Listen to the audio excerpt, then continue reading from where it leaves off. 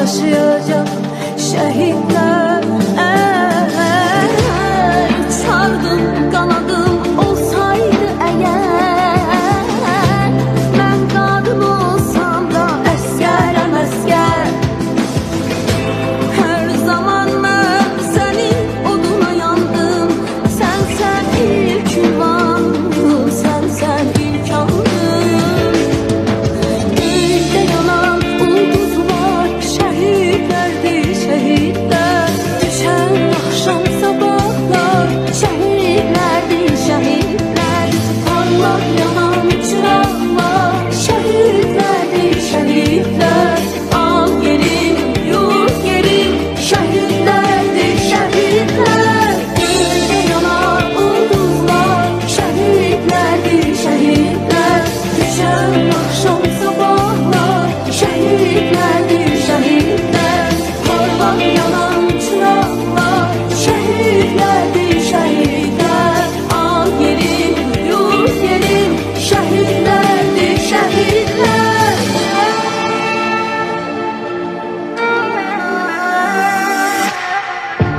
Herkeste hüner yok, dövüşe gitsin. Savaşa gittiler yiğitler erler. Vətən yürekten sevdiler diye şehit şerbetini içti şehitler. Ne bir ut yağdı mavi göylerden, mermiler döküldü torpağa demden. Kırmızı kan renkli ter çiçeklerden, torpaktan kefende biçti şehitler. Göğde yanan ulduzlar şehitlerdi şehitler. Düşen akşam sabahlar şehitlerdi şehitler. Parlak yanan çırağlar şehitlerdi şehitler. Al gelin yurt gelin şehitlerdi şehitler. Arif olan sevgili canan vətən, hem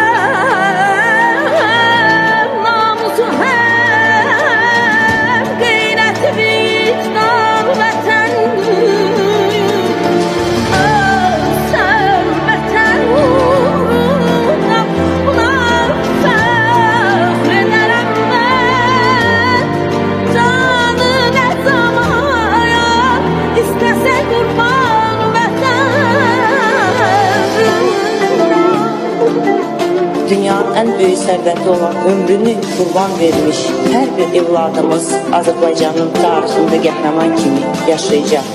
Azərbaycan xalqı üçün hər bir əskərimiz dəyərlidir və əzizdir. Əziz analar, mən bir ana kimi sizin qarşınızda baş əyirəm.